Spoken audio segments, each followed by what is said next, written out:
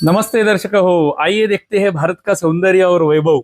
ये भारत का सौंदर्य और वैभव देखने के लिए आज हम आए हैं महाराष्ट्र में सातारा के पास में भुइंज नाम के एक ग्राम में। ये भुइंज नाम का जो ग्राम है ये सातारा से पुणे जाते समय बाएं हाथ को हमें लगता है NH4 जो राष्ट्रीय महामार्ग है, उस राष्ट्रीय महामार्ग पर ही ये गांव पड़ता है। और इस गांव में ये प्राचीन महालक्ष्मी मंदिर है जो मेरे पीछे आपको अभी दिख रहा है, वो हमें देखना है। और यहाँ पर अन्य एक विशेषता भी है कि इसी स्थान में भृगु ऋषि का विश्व का एकमेव समाधि स्थल है, वो भी हमें इस चलचित्र में देखना है। तो आपसे प्रार्थना है कि कृपया यह चलचित्र अंत तक देखिएगा। आइए मंदिर देखना आरंभ करते हैं। इस मंदिर में प्रवेश करते ही हमें मंदिर की दाहिनी बाजू दिखाई देती है। ऊपर भूमिज पद्धति का सुंदर शिखर हमें दिखाई देता है और मंदिर के सामने नया बांधा हुआ सभा मंडप भी हमें देखने के लिए मिलता है। ये मंदिर का सभा मंडप है, नया बांधा हुआ। इसके अंदर एक प्राचीन सभा मंडप है। उस मार्ग से जो द्वार हमें दिख रहा है, उस द्वार से हम अंदर जाएंगे तो अंदर हमें सभा मंडप तथा अंदर गर्भगृह का दर्शन हमें हो जाता है। वहां से हम थोड़ा बाई दिशा में देखेंगे तो जैसे दुर्गों को, किलों को अथवा गढ़ों को तटबंदी होती थी, ऐसी तटबंदी हमें देखने के लिए मिलती है। प्राचीन कालावधि का ये प्रवेश द्वार है। उसके सामने ही हमें बाई बाजू में तुलसी वृंदावन दिखाई देता है। तुलसी वृंदावन के बाजू में दीपमाला है। उसके बाजू में प्रवेश मंडप को जाने के लिए सीढ़ियां हमें देखने के लिए मिलती है। ये सब प्रवेश मंडप है और उसके अंदर सभा मंडप है। ये मंदिर के प्रवेश मंडप की जो सीढ़ियां है, ये सीढ़ियां और यहाँ का चौतरा देखकर ऐसा लगता है कि ये प्रवेश मंडप जो है मंदिर का, ये भी प्राचीन कालावधि में रहेगा। अभी इसका छत तो नया बनाया गया है किंतु ये प्राचीन लगता है। ये महालक्ष्मी मंदिर पूर्वाभिमुख मंदिर है। ये पूर्व दिशा है। वर्ष में ऐसी दो तिथियां आती है कि उस तिथियों को सूर्य देवता का आगमन होता है, तो सूर्य देवता के किरण जो होते हैं वो पूर्व दिशा से मंदिर का प्रवेश मंडप, सभा मंडप, गर्भगृह पार करके महालक्ष्मी को सूर्य किरणों का स्नान होता है। ऐसा योग वर्ष भर में 2 बार आता है। ये इस मंदिर की विशेषता है जो हमें कहीं अन्य देखने को नहीं मिलती है। अभी हम मंदिर के प्रवेश मंडप में आ चुके हैं और प्रवेश मंडप से हम सभा मंडप का दृश्य देख रहे हैं। मंदिर का जो दर्शनी भाग है, यहाँ पर भी हमें कुछ पाषाण में बनाए हुए नक्काशी देखने के लिए मिलती है। कुछ फूल बनाए गए हैं, सारा पाषाण का ही बांधकाम है। यहाँ पर हमें विविध प्रकार का नक्शी काम देखने के लिए मिलता है, नक्काशी देखने के लिए मिलती है। ऐसे फूल दोनों बाजू में दिखाई देते हैं। सभा मंडप का प्रवेश द्वार, उसके ऊपर भी हमें कुछ नक्काशी बनाई हुई देखने के लिए मिलती है। और यहाँ के ललाट बिंब में भी गणेश जी की स्थापना की गई है। यहाँ के ललाट बिंब के जो गणेश जी है उनका रूप विशेष है। ऐसे रूप में ललाट बिंब में गणेश जी हमें अन्य कहीं देखने के लिए नहीं मिलते हैं जो हमें यहाँ पर देखने के लिए मिले। सभा मंडप में प्रवेश करते ही हमें सामने कछुए का दर्शन हो जाता है। ऊपर की दिशा में हम देखेंगे तो सभा मंडप का जो छत है वो चौकोनी आकार का पाषाण में बनाया हुआ सुंदर छत हमें सभा मंडप को देखने के लिए मिलता है। यहाँ के गर्भगृह का जो प्रवेश द्वार है, उस प्रवेश द्वार के दोनों बाजू में 2 पक्षी या मोर बनाए हुए हमें देखने के लिए मिलते हैं। अत्यंत सुंदर है ये गर्भगृह का जो प्रवेश द्वार है, उसकी ऊंचाई अत्यंत कम है, छोटी है। अंदर के महालक्ष्मी का दर्शन लेने हम नतमस्तक होके ही अंदर जाते हैं, ऐसी यहाँ की व्यवस्था है। इस छोटे से प्रवेश द्वार से हम अंदर गर्भगृह में प्रवेश करते हैं तो महालक्ष्मी माता का भव्य दर्शन हमें होने लगता है। महालक्ष्मी माता के आजू बाजू में प्रभावल बनाई गई है, चांदी की प्रभावल है और सुंदर नक्काशी चांदी में बनाई हुई इस मंदिर में हमें देखने के लिए मिलती है। इस गर्भगृह में आके मन अत्यंत प्रसन्न हो जाता है, हमारा चित्त प्रसन्न हो जाता है। ऐसा सुंदर वातावरण इस मंदिर के गर्भगृह में होता है। आइए महालक्ष्मी माता का मन भरकर दर्शन ले लेते हैं। सर्वमंगल मांगल्ये शिवे सर्वार्थ साधिके शरण्ये त्र्यंबके गौरी नारायणी नमोस्तुते। ओम महालक्ष्मी च विद्महे विष्णुपत्न्यै च धीमहि तन्नो लक्ष्मी प्रचोदयात्। ओम श्री महालक्ष्मी नमः। मैंने इस चलचित्र के आरंभ में आपको बताया था कि वर्षों में 2 तिथियां ऐसी होती है जिसमें सूर्य किरणों का स्नान इस महालक्ष्मी को होता है। वो ऐसे होता है, हम अभी यहाँ पर देखेंगे तो ये पूर्व दिशा है, वहां पर सामने से सूर्य देवता का आगमन होता है और सूर्य किरणों का स्नान यहाँ से अंदर आके हमारे महालक्ष्मी माता को सूर्य किरणों का स्नान होता है। ये यहाँ की विशेषता हमने देखी थी। इस मंदिर की अन्य 2 विशेषताएं भी है। पहली विशेषता यह है कि कोल्हापुर का महालक्ष्मी का जो मंदिर है, उस महालक्ष्मी माता का अंश इस महालक्ष्मी माता को माना जाता है। ये एक महत्व है। दूसरा महत्व ये है कि भृगु ऋषि की कन्या भी इस महालक्ष्मी माता को माना जाता है। भृगु ऋषि का विश्व का एकमात्र मंदिर हम बाहर जाके देखने ही वाले हैं। अभी हमने मंदिर बाहर से देखना आरंभ किया है। मंदिर की बाई बाजू देख रहे हैं हम। ये पहले हमने तुलसी वृंदावन देखा था, दीपमाला देखी थी, ये प्रवेश मंडप देखा था। मंदिर बाई बाजू से ऐसे दिखता है। ये भूमिज पद्धति का शिखर मंदिर का। और जैसे ही हम मंदिर के पीछे की बाजू में जाने लगते हैं तो हमें कृष्णा नदी का दर्शन होने लगता है।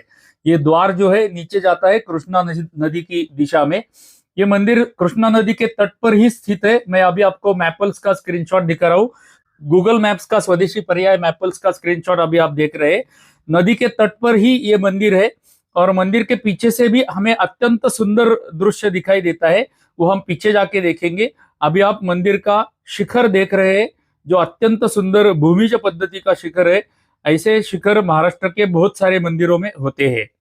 मंदिर के बाहरी भाग में भी तीनों बाजू से हमें कुछ नक्काशी बनाई हुई दिखाई देती है जो पाषाण में बनी है। सुंदर फूल बने हुए हमें तीनों बाजू में मंदिर के देखने के लिए मिलते हैं।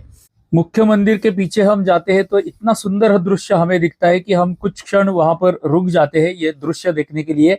पीछे सुंदर कृष्णा नदी बहती रहती है।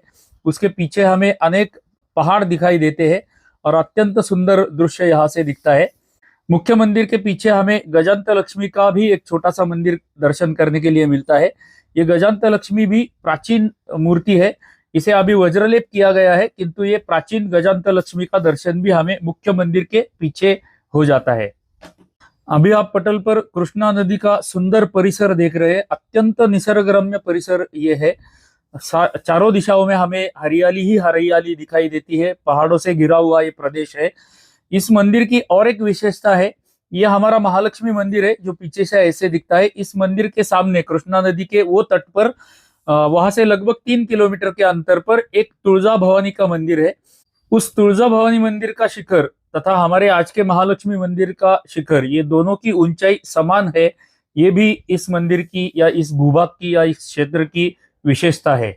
वहां से हम थोड़ा सा बाई बाजू में नीचे देखेंगे तो पाषाण में बनी हुई 8 प्राचीन कमान हमें देखने के लिए मिलती है।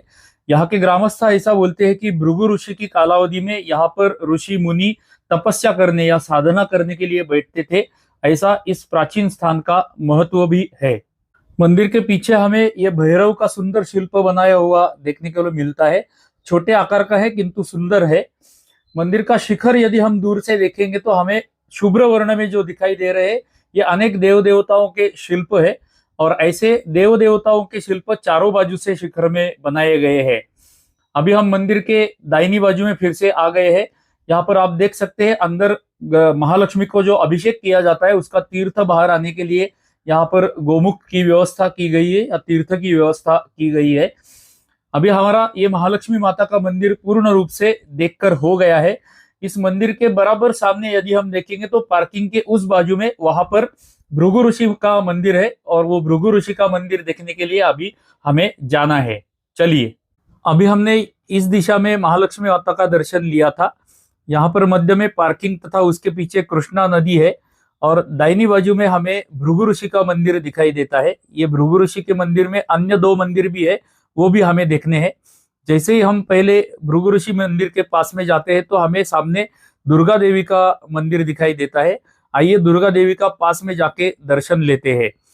सर्वमंगल मांगल्ये शिवे सर्वार्थ साधिके शरण्ये त्र्यंबके गौरी नारायणी नमोस्तुते।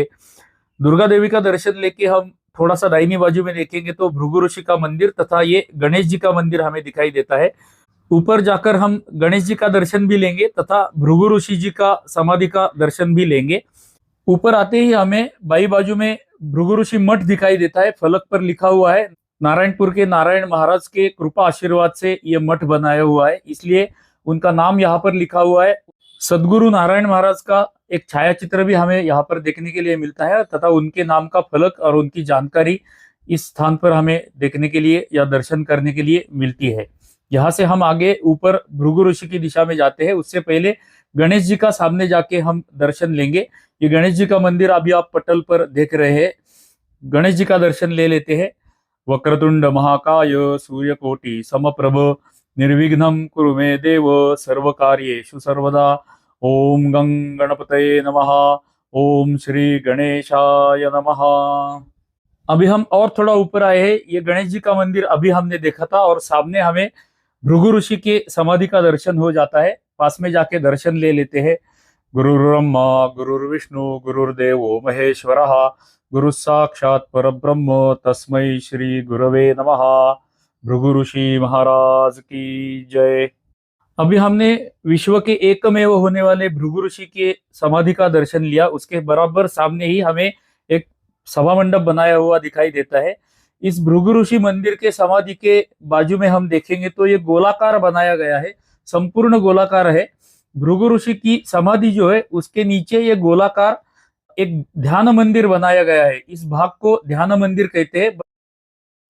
बराबर इस समाधि के नीचे ही यह ध्यान मंदिर है। अभी इसका द्वार बंद किया गया है, किंतु हमें इस ध्यान मंदिर का भी दर्शन यहाँ पर हो जाता है। इस भृगु ऋषि मंदिर के समाधि के बराबर दाहिनी बाजू में हम देखेंगे तो वहां पर हमें एक शिखर दिखाई देता है। ये यहाँ के दत्त भगवान का मंदिर है, उसका भी वहां पर जाकर हम दर्शन ले लेते हैं। चलिए, ये महालक्ष्मी मंदिर तथा ये विश्व का एकमेव भृगु ऋषि मंदिर का परिसर आप देखेंगे तो आपका मन प्रसन्न हो जाएगा, आपका चित्त प्रसन्न हो जाएगा। ऐसा सुंदर ये निसर्गरम्य परिसर है। चारों दिशाओं में हमें हरियाली ही हरियाली देखने के लिए मिलती है। इस दत्त मंदिर के पीछे होने वाली कृष्णा नदी भी हमने देखी हुई है। अभी हम पास में जाके दत्त भगवान का भी दर्शन ले लेते हैं। अवधूत चिंतन श्री गुरुदेव दत्त, दत्त भगवान की जय। इस दत्त मंदिर के सामने जो सभा मंडप है, उस सभा मंडप में ये फलक लगाया गया है। नारायणपुर के सदगुरु नारायण महाराज जी ने भृगु ऋषि का महात्म्य लिखा था, उसका फलक यहाँ पर लगाया गया है।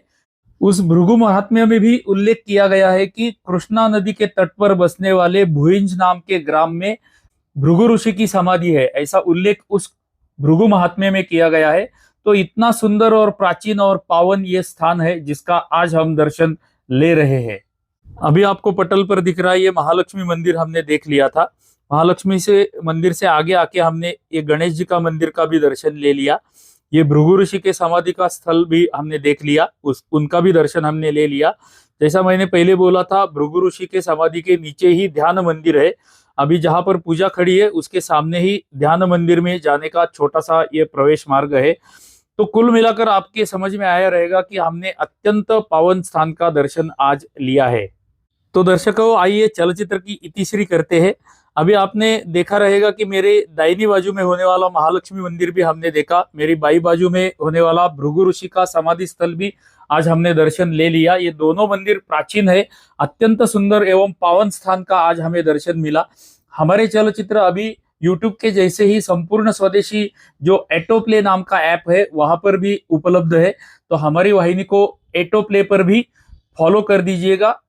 हमारी नित्य की प्रार्थना तो आपसे रहती है कि हमारे प्रत्येक चलचित्र को लाइक किया कीजिएगा, छोटी सी टिप्पणी प्रत्येक चलचित्र को अवश्य करते रहिएगा। आपकी टिप्पणियां हमें लाभ पहुंचाती है। हमारे चलचित्र अधिकाधिक लोगों को शेयर करते रहिएगा, ये भी आपसे प्रार्थना है। हमारी वाहिनी को सब्सक्राइब भी कर दीजिए, ये आपसे हृदयपूर्वक प्रार्थना है।